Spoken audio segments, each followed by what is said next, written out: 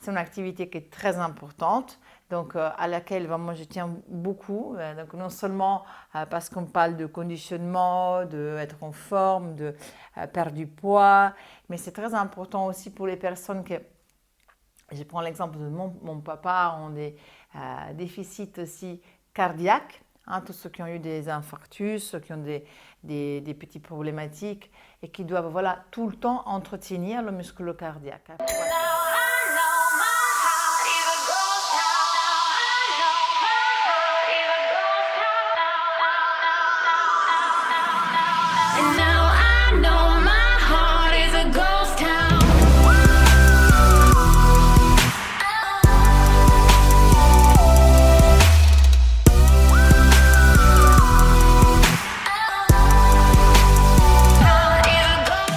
Téléchargez ces 10 conseils, c'est un gratuit pour vous, tout de suite en cliquant sur le lien ici dessus. Qu'est-ce que c'est l'activité cardiovasculaire? C'est une activité qui peut être la marche, la course à pied, faire du vélo, faire de la natation.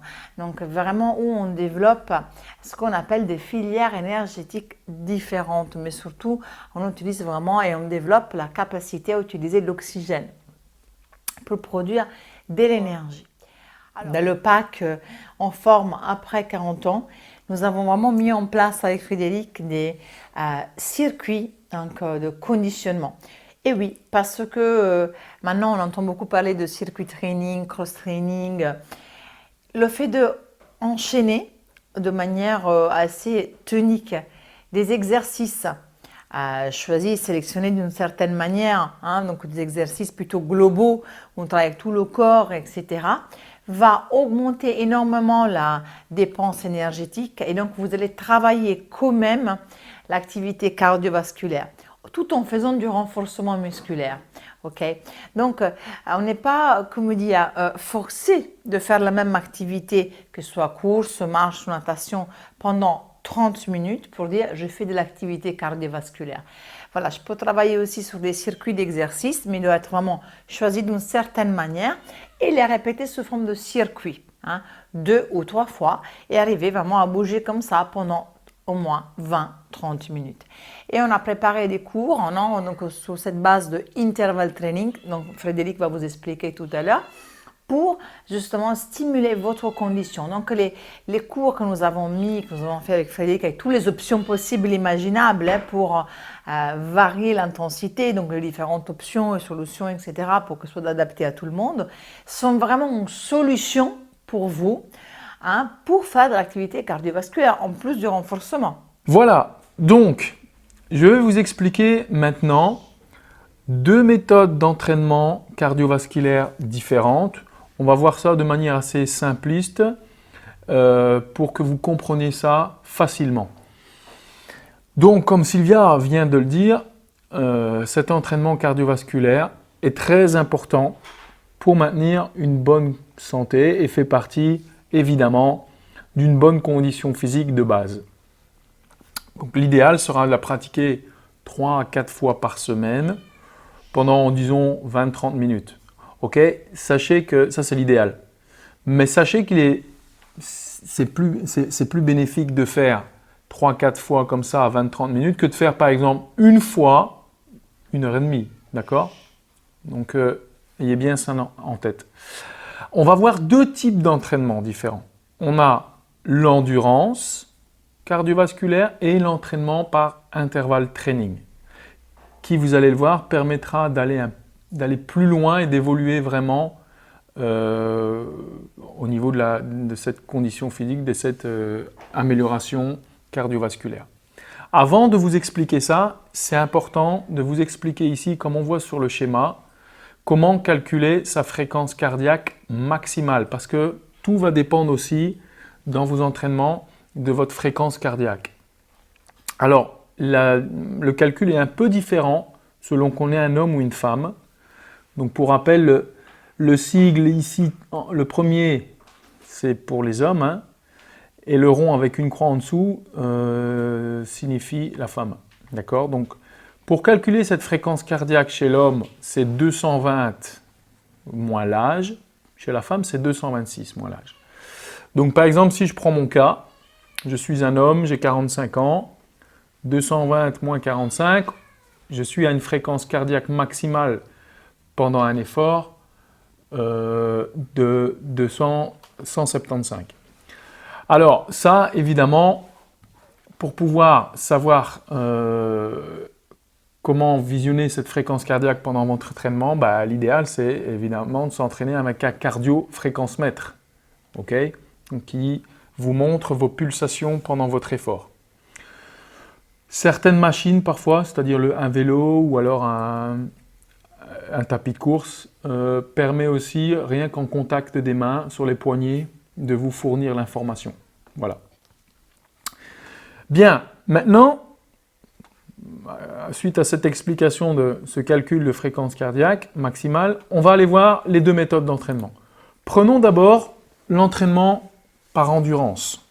Alors, l'endurance va être un entraînement où on va maintenir pendant les 15-20 minutes d'effort une fréquence cardiaque qui est stable.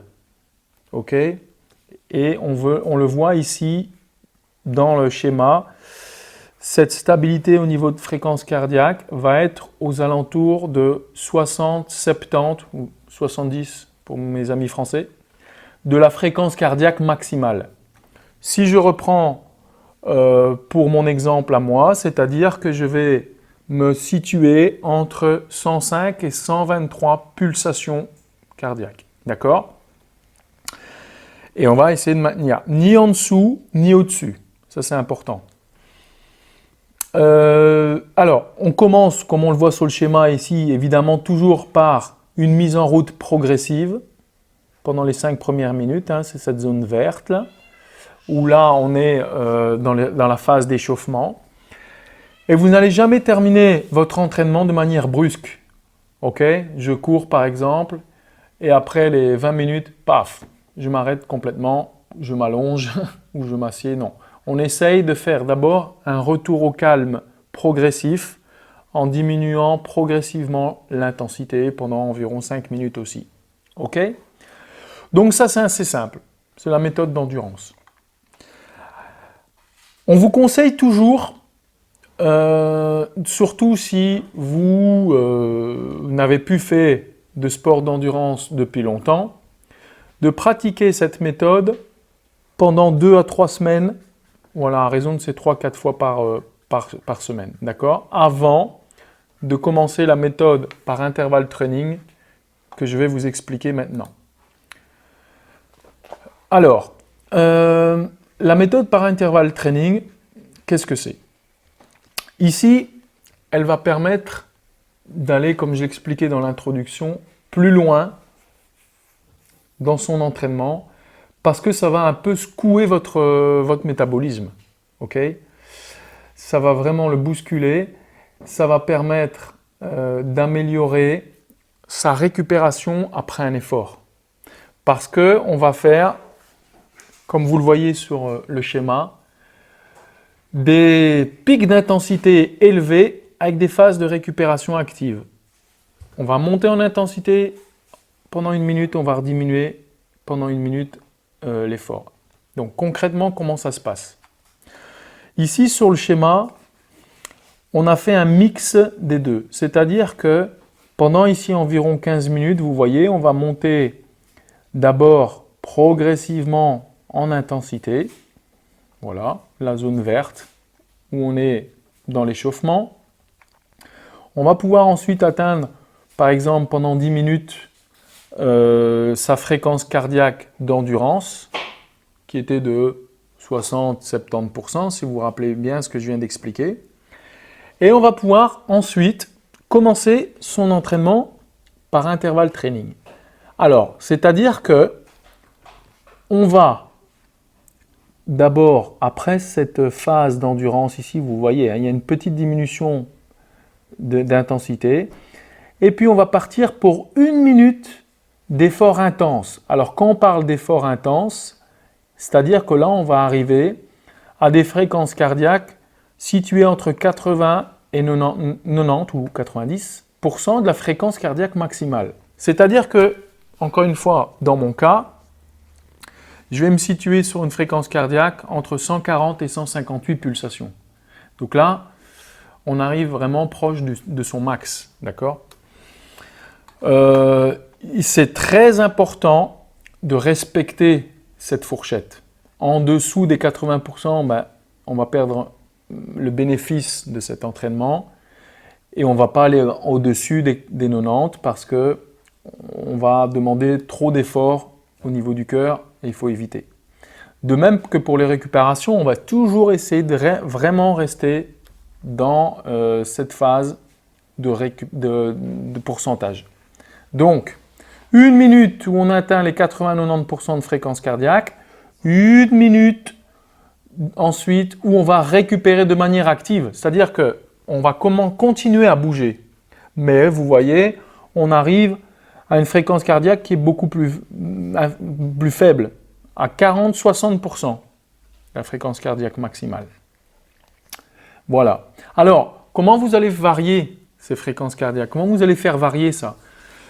Ben, en faisant varier l'intensité. Et comment? Ben, c'est-à-dire que, par exemple, si vous faites du vélo, ben, vous allez augmenter la résistance, simplement.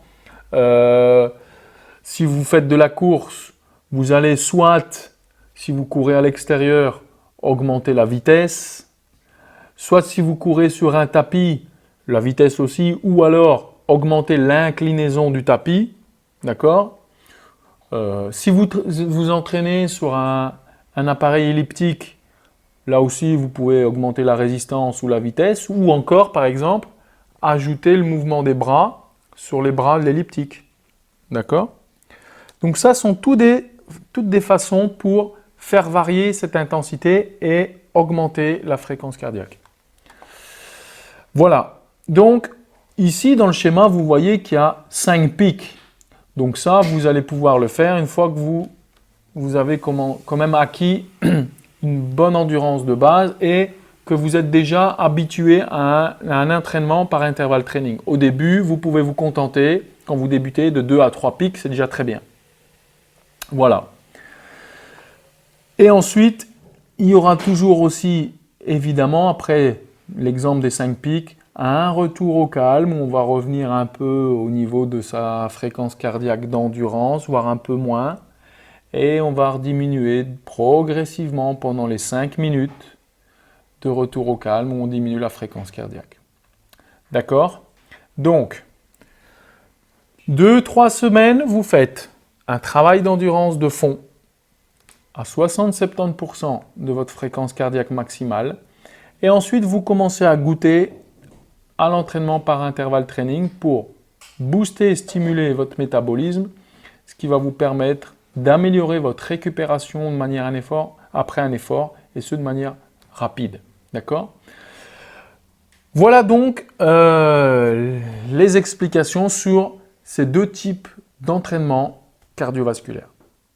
Ok, donc en espérant que cette vidéo, merci beaucoup Frédéric pour tes explications, en espérant que cette vidéo vous ait été utile pour devenir encore plus compétent et ne perdez pas comme objectif le contrôle de vous, de votre corps, dépend de votre compétence et de vos intentions. On vous invite dès maintenant donc, à pratiquer de l'activité cardiovasculaire que vous aimez. Donc que ce soit marcher, que ce soit faire du vélo ou suivre nos petits circuits voilà, sur la chaîne ou sur le parc, mais à le faire le plus possible pour vraiment vous conditionner et d'être en meilleure santé. I know my heart is a ghost town.